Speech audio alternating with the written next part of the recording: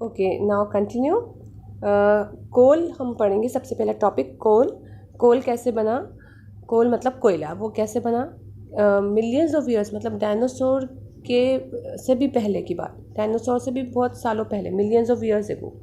Dinosaur के भी बहुत सालों पहले की बात। जब बहुत सिंपलेस्ट ऑर्गेनिज्म होते थे, छोटे छोटे प्लांट्स होते थे, ठीक है, सिंगल सेल ऑर्गेनिज्म होते थे।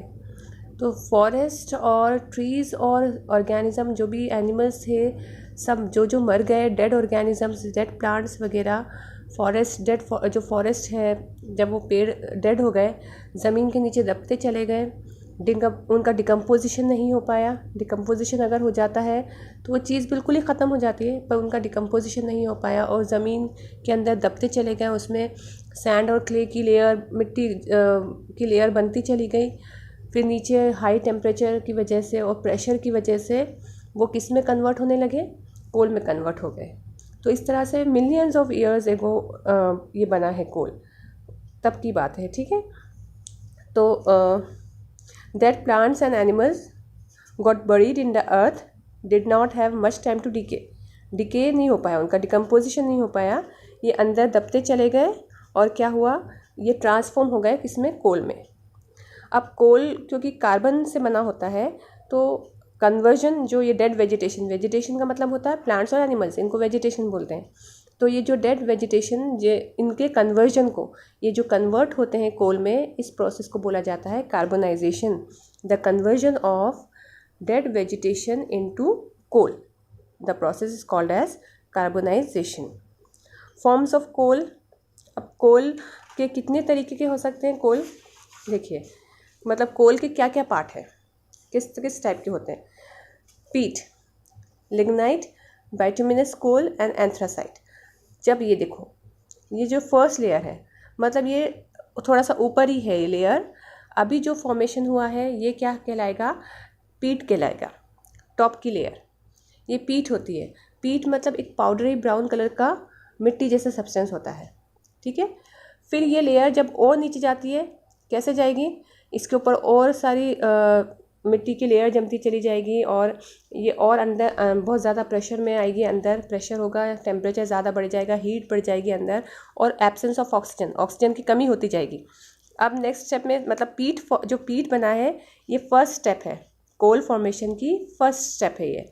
पहले ये बनता है, पीट बनता है, फिर पीट और नीचे दबता है, उसके बाद लिग्नाइट बनता है। लिग्नाइट भी थोड़ा सॉफ्ट मटेरियल ही होता है, सॉफ्ट ही होता है, ठीक है। Lignite is brownish black coal which is still soft, अभी भी सॉफ्ट है, पर फिर भी इलेक्ट्रिसिटी जनरेट करने के लिए यूज़ कर सकते हैं, इलेक्ट्रिसिटी प्रोड्यूस करने के लिए इसको यूज़ करा जा सकता है, ठीक है। पीट जो होता है वो ज़्यादा अच्छा नहीं है, अच्छा सोर्स नहीं है फ्यूल का, बहुत पोल्यूशन ज़्यादा होता है, ठीक है।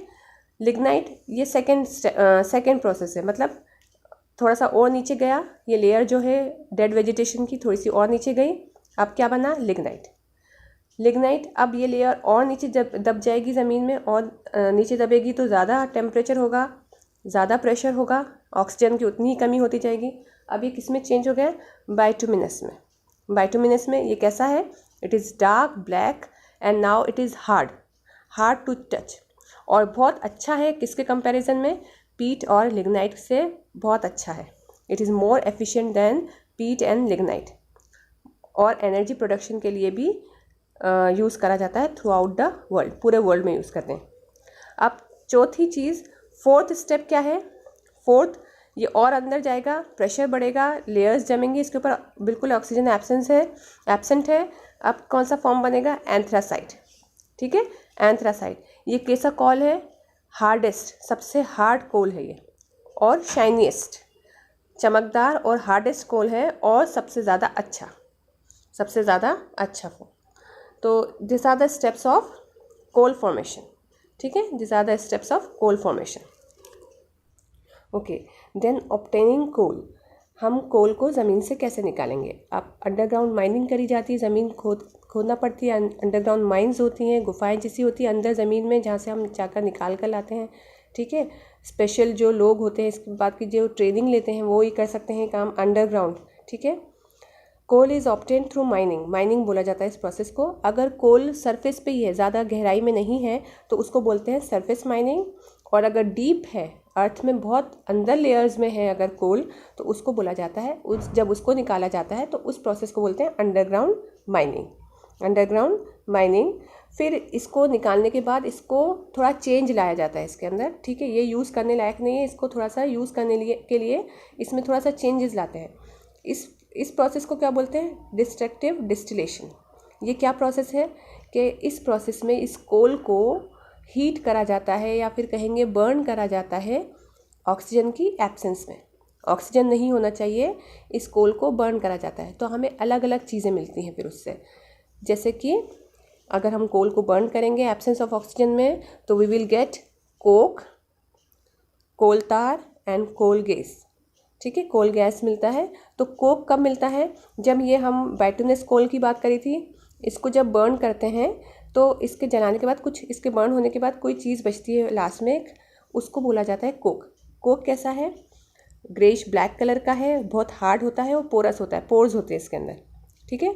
ये कोक का डायग्राम, ये पिक्चर है। तो पोरस है, होल होते हैं इसके अंदर, हार्ड भी होता है और ब्लैक कलर का होता है। स्टील बनाते हैं, जो हम बर्तन यूज़ करते हैं स्टील को बनाने में काम आता है। स्टील एक अलॉय है जो बहुत सारी चीज़ों से मिलकर बनी है, जिसमें से एक चीज़ क्या है? कोक। तो इसको कोक की हेल्प से हमें स्टील मिलता है।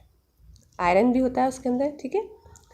कोल तार, जब ये कोक को हम कोक बना रहे हैं, कोक जो मिला है, हम इसको हाई टेम्परेचर पे हीट करते हैं और ज़्यादा आगे स्टील बनाते वक्त। जब इसको हाई टेम्परेचर पे हीट करा जाता है, किसको? कोक को, तो हमें एक कोल तार मिलता है। कोल तार क्या है? एक ब्लैक कलर का लिक्विड है, ब्लैक कलर का लिक्विड है, जिसकी स्मेल बहुत अच्छी नहीं होती, अनप्लेजेंट स्मेल है, स्मेल अच्छी नहीं है।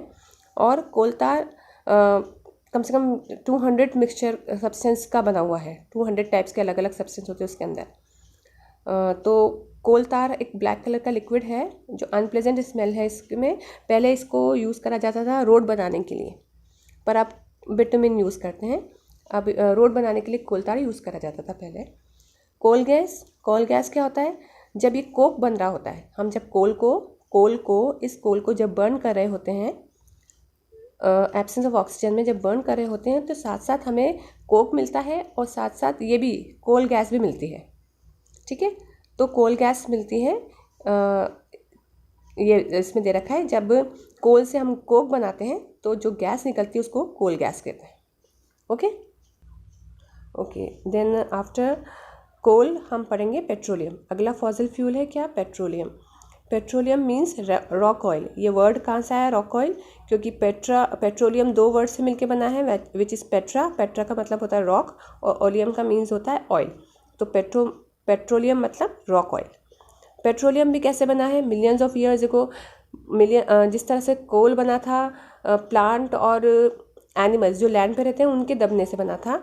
ये जो पेट्रोलियम बनता है वो सी ऑर्गेनिज्म, सी प्लांट्स और सी एनिमल्स के मर जाने के बाद, जब सी एनिमल्स और प्लांट्स मरते हैं ओशन फ्लोर पे, वो सेटल हो जाते हैं नीचे जाकर ओशन के फ्लोर पर, और उसमें फिर सैंड और क्ले की लेयर जमती चली जाती है, और बहुत सालों तक के उसमें हाई प्रेशर की वजह से, हाई हीट की वजह से, हाई टेम्परेचर की वजह से वो धीरे धीरे कन्वर्ट हो जाते हैं पेट्रोलियम में।